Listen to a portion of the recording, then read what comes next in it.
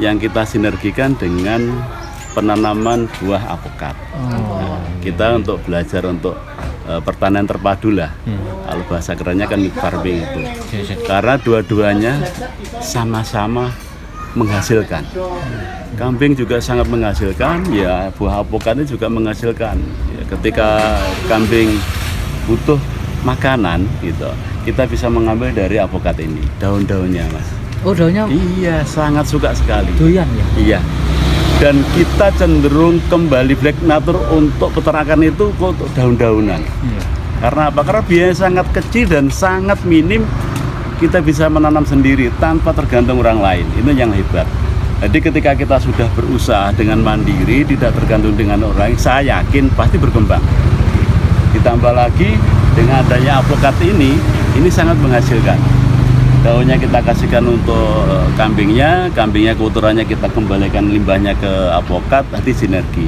Itu harapan kita seperti itu, dan teman-teman mari kita belajar bareng-bareng. Okay? Belajar bareng-bareng, karena tanpa belajar jangan bermimpi untuk sukses.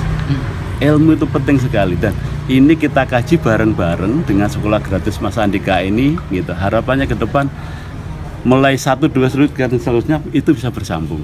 Dan saya siap membantu, mendampingi teman-teman supaya sukses, dan kita ingin peternak kita sukses, jangan sampai gagal. Kalau PE Kali Gesing tadi, apa sih keistimewaan dari PE Kali Gesing tadi? Karena kita hari ini mau ngupas itu. Keistimewaan Kali Gesing itu ada banyak hal, tapi intinya yang pertama adalah dagingnya besar, kambingnya besar sekali, bisa tembus sampai 1,5 kintal, karkasnya bisa sampai 40%. Kalau kambing Jawa Randu itu cuma sekitar 30%. Itu yang pertama. Yang kedua, potensi yang besar dari kambing PE ini sebenarnya juga ada di susunya. Susu kambing Etawa itu sangat istimewa, Mas, terutama untuk anak-anak kita. Jadi pengalaman saya, anak saya yang keempat, banyak banget nih. Memang peternak itu harus pinter mana. Ya kambingnya ya pinter mana, yang ternak juga pinter mana. 100%, 90,9% saya tidak pernah beli susu dari toko, dari luar. Semua dari kambing kita, dan anaknya istimewa. Saya jamin istimewa, pasti lebih bagus. Kecerdasannya, tulangnya, gitu, perilakunya. Karena apa? Karena susu kambing Etawa ini betul-betul mirip seperti susu ibu. Itu yang hebat, gitu. Kemudian yang ketiga, ada nilai seninya. Gitu. Dan panjenengan bisa buka di Google atau YouTube dimanapun di seluruh dunia. Saya bilang seluruh dunia, bukan Indonesia. Inilah kambing terbaik yang kita miliki di Indonesia. Iya, bukan Amerika aja cari.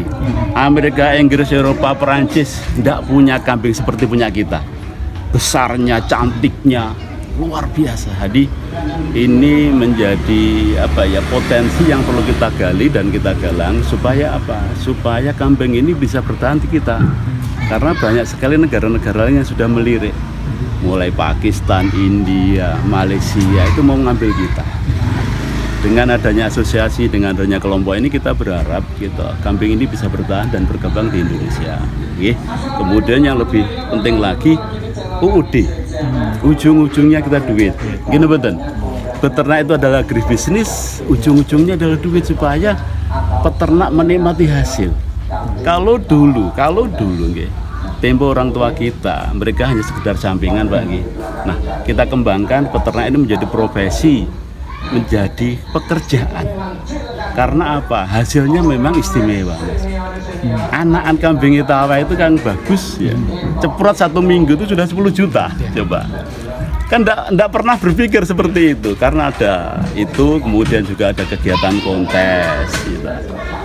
Kontes itu sebagai ajang untuk saling bersaing, saling untuk menunjukkan kekuatan kita, kemampuan kita. Nah, kemampuan kita, otodidak kita. Pak, kalau untuk kita peternak gitu kan, nah mayoritas permasalahan kita adalah terkait pakan, ketersediaan pakan, kemudian manajemen pakan juga. Kalau Etawa sendiri seperti apa manajemen pakan? Sebenarnya sama. Jadi ada 4 faktor yang perlu kita pelajari dalam dunia ternak. Sama, Pak. Yang pertama adalah manajemen kandang dulu. Sebelum ada kambing, kandangnya dulu. Kandang ini sangat berpengaruh untuk keberhasilan. Hampir 30% ada di kandang. Ibaratnya seperti rumah kita, Mas. Kalau rumah kita sehat, yang pertama sehat, bukan yang lain, bukan mewahnya ya. Mewah pun kalau di sana itu nggak bagus tetap aja. Jadi sehat. Jadi sehat nyaman. Kalau sehat nyaman Pak, kandang itu, kambing itu meskipun makanannya sederhana, daun-daun sudah bisa gemuk. Itu loh ya. Jadi manajemen kandang, kemudian manajemen pemilihan bibit. Jangan sampai kita salah memilih bibit. Kemudian manajemen perawatan. Manajemen perawatan, yang terakhir adalah manajemen marketingnya, penjualannya. Karena apa? Kalau kita tidak pintar-pintar menjual, harganya juga bisa turun. Kita punya asosiasi sangat mudah. Sekarang itu sangat mudah sekali punya kambing yang bagus, jangan online kan, dalam waktu 1-2 menit laku. Nah, gini betul, kan sangat enak, sangat terbantu. Gitu. Ada yang punya kambing itu dimandiin tiap minggu, tiap hari itu pengaruh nggak perawatannya? Maksudnya gimana? Dimandiin. Oh, dimandiin. Cuma perawatan. Jadi kalau masalah mandi itu sebenarnya kita tidak punya standar. Tidak punya standar. Tapi kalau kandang kita bagus, kandang kita bersih, itu 1 bulan sekali sudah cukup. Sudah cukup. Tapi kalau untuk kambing kontas memang agak beda. Bisa 1 minggu sekali. Kalau tadi belum nyebut terkait manajemen pakan. Tadi kan belum ada. Nah, pakan seperti apa sebetulnya untuk jadi gini, kembali bahwa secara alami kambing atau kambing apalah Jawa Randu PE, secara alami dia itu makanannya ramban. Itu sudah bisa tawar lagi. Mulai zaman dahulu makanannya adalah dari hijauan gitu. Tetapi tidak ada salahnya kalau kita tambah dengan makanan tambahan. Tapi yang poin utama tetap di hijauan. Karena dengan hijauan ini biaya kita sangat murah. Boleh dikatakan nol ya. Karena apa? Kita bisa menanam di tegal kita gitu, di kebun kita gitu.